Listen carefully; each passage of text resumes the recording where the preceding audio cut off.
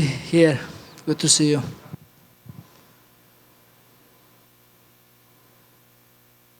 Yes.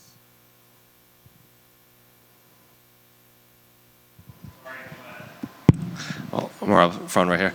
Congratulations on the jacket. Before we get into the belt, I guess you spoke a little bit about it just now, but I guess how important was it to get this 50 times jacket? Yeah, I'm very proud, like I said, because I wanted to get this jacket, and I got it now. I'm really proud. I finally get it, and this is one of my dream to get this, and then now I have. It's good. What's the strangest place the anti-doping people have showed up?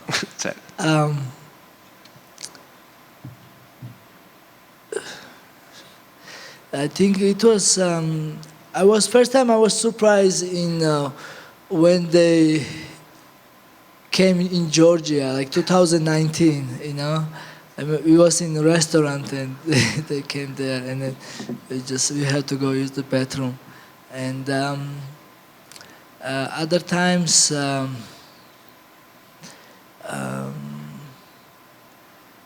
Like. Like sometimes I was in California or different states. There was coming there, but I remember like last couple experience. So this I guess new guy from UFC anti-doping came to my gym after my training, and I tell him, "Oh, that's good idea. After training, I'm sweat and I can't pee now. I have to drink bunch of water. It's gonna take me long time to me pee. Maybe you have to wait too much. You have to follow me wherever I go now all day because I can't. I can't give you what you want." And then, okay, I guess next time he came early morning and he wake me up, and I was so mad, and I said, "Okay, just come to the training next time. Don't wake," because I don't wake up early. I wake up like 10-ish, and then I go straight to the training.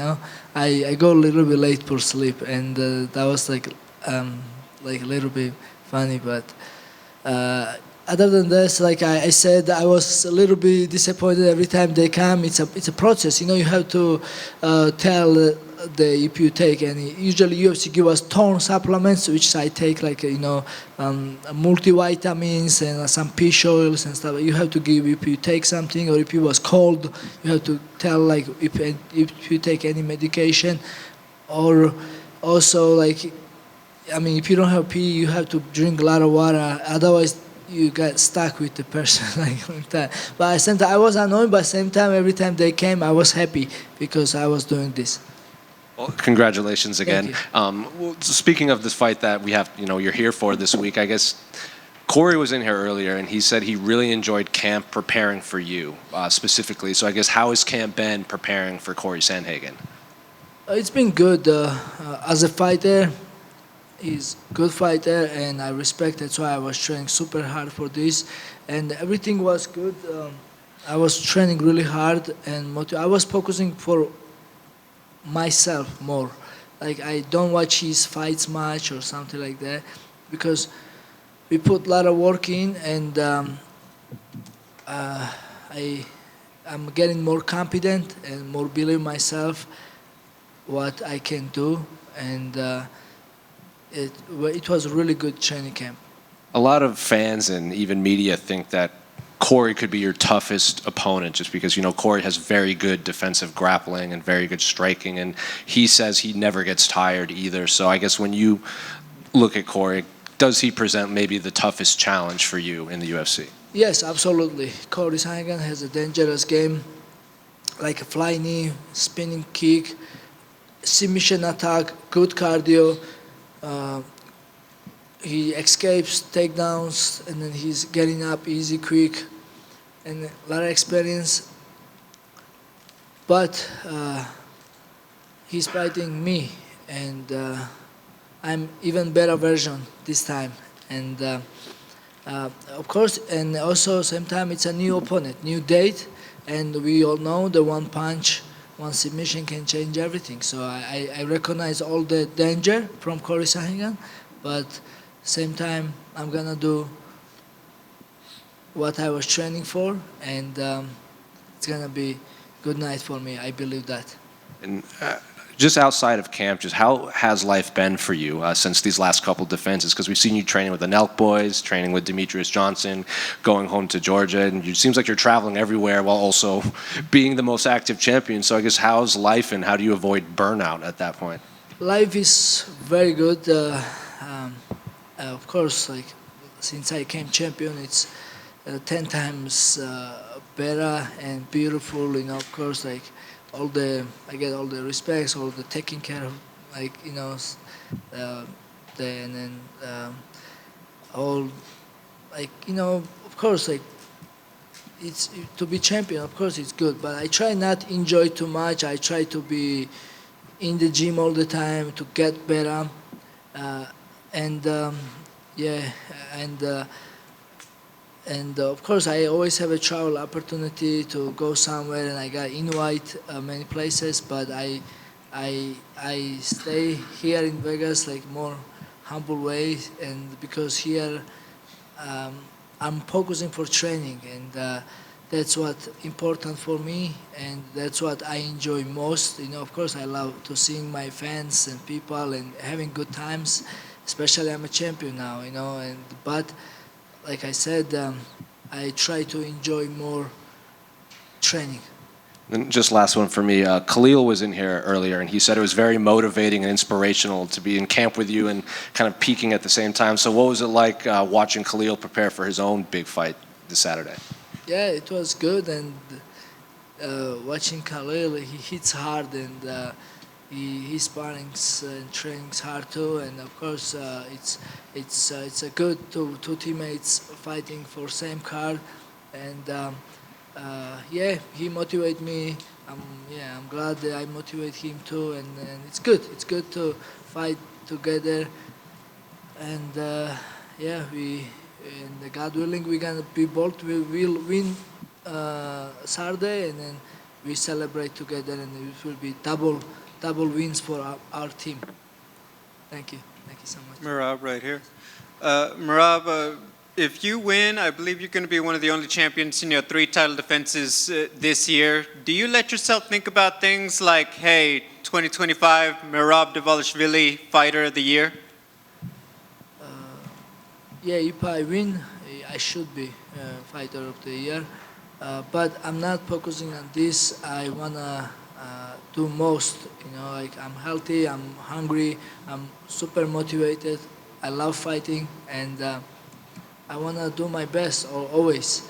And that's what I'm focusing on, to do my best, and whatever the record or resume will come with that, I will take it. But like I said, I always have next goal, and then to do my best always. And then the fight with Umar, obviously you guys had a lot of talk. You and O'Malley went back and forth online a lot, and it was a good rivalry. But do you like it? You and Cory Sandhagen, there's not, a lot of trash talk. It's more respectful, and it's just about the competition? Yes, we don't have to talk or disrespect each other. If something comes natural and whatever it is, it is. But you guys and true MMA fans will watch this fight anyway, because it's an interesting fight. I mean, I'm a grappler, he's a striker, and grappler wants to knock him out. So it's interesting fight, and everybody will watch this fight. We don't have to talk. This is a good fight, and yeah, I mean, I'm not. Yeah, it's perfect like this. Just we have a respect for each other, and we're just gonna break each other's face on Saturday. That's it. Thank you. Thank you. Merab, right here. You have done a lot for the sport. You're one of the greatest champions, and you look pretty happy with your life. This whole thing is like a dream. My question is, back when you were growing up in Georgia, when you were a kid, did you ever dream about anything like this, anything close to this, or what was in your mind when you were a kid back home? Thank you so much. Yeah, when I was little kid, I always want to be something special. I always want to achieve something big, of course. Like I'm sure every kid wants to become a businessman or policeman or firefighter or something like this. Of course, I have this dream too. But and then when I get a little older, I want to be. I got a dream that I want to be one of the athletes who will represent my country outside of country. Like any tournament in European Championship or World Championship or Olympic. That was my next goal. And I start working for this goal. And thank God I was able to do this. But even when I go back and think about it, it was hard to imagine what I achieved and how far I came. But I am living in my reality now. Yeah, I did come very far, and I live my very happy life. But I don't enjoy this. I always have a next goal, and I'm always going forward. I'm doing my best. I don't enjoy this moment. Now I'm an active fighter, and I can't enjoy it. I can't relax. I can't say, oh, I win this. No, like next day I move on, and I'm focused for next one. I think that should be every athlete's goal to move. I always have a next challenge, next and that's what I am doing. But for sure, I'm grateful what I earn, and I'm thankful for UFC every opportunity I given. Good luck, Jim. Thank you. Thank you. Merab, Gamarjova. Amarjo. Corey has said that he plans to be the aggressor in the fight and maybe even try to take you down. What will be your response to that?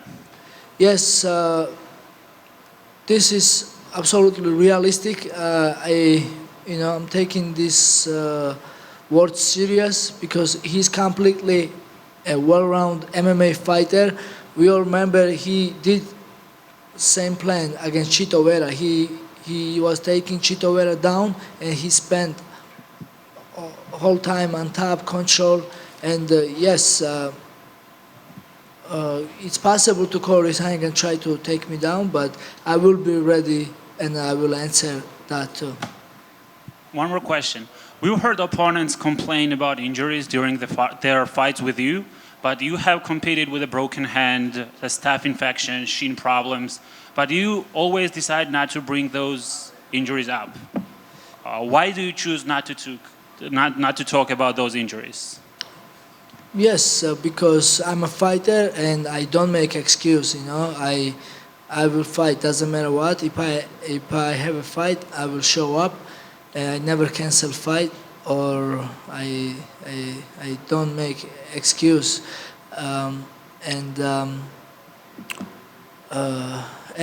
If it's something small that it's not gonna affect fight, and I accidentally maybe post about it and I make Dana White mad about it, I don't know how he sees things. He don't even follow me Instagram, but I don't know. Somehow Dana White still see my Instagram live or my stories or something, broken toe or broken eye or something, cut eye or something, if it's serious, I keep a secret because nobody should know this. Because listen, I'm a fighter, and then I'm not. I'm gonna show up. Doesn't matter what. Thank you, Merab. I appreciate you. Thank you, my friend. Merab, over here. You've been helping a lot of the younger guys as well. You train with this 18-year-old kid named Jackson Glass. He's been sparring with the best fighters at Syndicate MMA. How bright do you think his future is?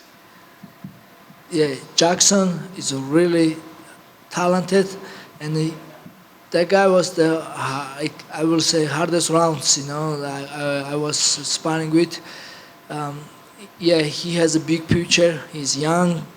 He's training jiu-jitsu since five years old, and now of course he's completely MMA fighter. He's already professional fighter, and it was good experience sparring with him. I never have I mean, so I'm older, right? Older fighter, but when I sparring usually younger fighter, I'm like I have a lot of experience, right? Maybe they are good some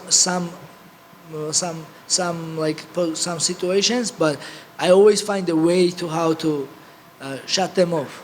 But Jackson is like I was surprised, shocked, like 18-year-old how full package he is, and yeah, he has a really great future. Thank you. Merab.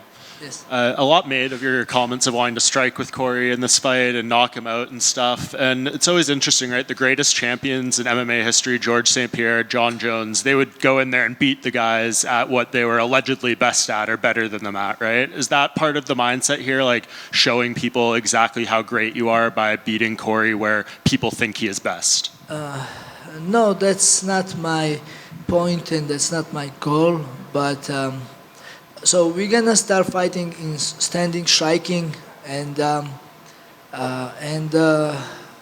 so most of the time our fight will be striking, right? Like even Cory Sandhagen saying that he's trying to take me down. Of course I'm gonna get up, and then we know if I take Cory Sandhagen down, he will get up. So that's why I'm saying like the most of the time maybe fight will be striking, and then in striking I'm getting better. And I look really good, sharp, and then I can knock him out. You know, it's a fight, of course. So I will fight whatever fights will go, but you know, that's my goal to knock him out striking. That would be nice for me. But yeah, whatever we you know, it's a fight, it's MMA fight, and I'm not promised nothing. You know, like it's or in today's plan is this to like strike him and knock him out, but maybe plan change tomorrow, and maybe I go original plans to strike him and knock him out again. You know, it's that's how it works. Thank you. Rob, over here. Alex Shervani in Armenian Sports News. Dana White just announced that your friend Arman Tsarukyan will be fighting Dan Hooker in November. Yes. How do you feel about that? Do you think it's a good fight for him? Yes, absolutely. This is a good fight. Arman Tsarukyan versus Dan Hooker, and I guess from this fight winner will be #1 contender. It's a good for sport, you know, and yeah, good luck Arman, and good luck Dan. You know, they are both good fighters. They've been fighting the best of the best always, and it's a great matchup, and we will see. Yeah, we will see. You know, who will fight for the belt, and yeah, of course, I will say like Arman Tsarukyan has more chance because of his grappler, but you know, Dan Hooker is very experienced, very dangerous opponent too. You know, because he was able to stop another grappler like Mateusz Gamratis, and we'll see. It's an interesting fight. Thank you, Rob. Thank you. All good. Thank you, guys. Let's do this one more time. I appreciate it. Let's go. Thank you.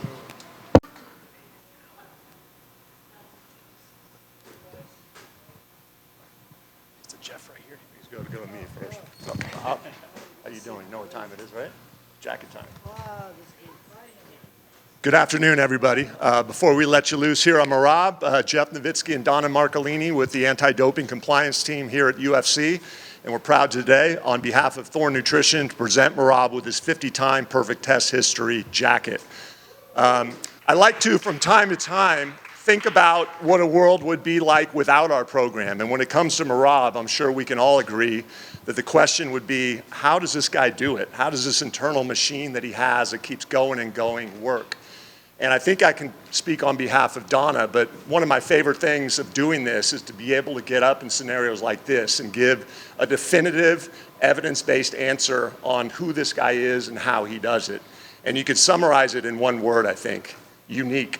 This guy has got a unique genetic makeup and probably one of the most unique work ethics in the UFC.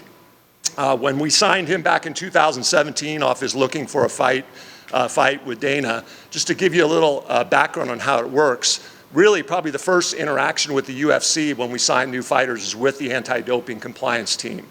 You do a quick education and onboarding call, and that's when you learn about the program. And really the next day, you're subject to 365, 24/7 testing. So you better be ready, you better be clean coming into the UFC. And in Merab's case now, more than 50 individual samples sent to probably the most sophisticated, sensitive lab on the planet, can virtually detect a pinch of salt in an Olympic-sized swimming pool and clean every single time. So I know, myself as a sports fan, I like watching uniqueness. I like watching those one-of-a-kind athletes, and Merab is absolutely one of those athletes based on his history in the pool. So Merab, we're honored here to present you with your jacket. Thanks for doing what you're doing, and keep up the great work. We love watching you compete, my man. Thank you so much.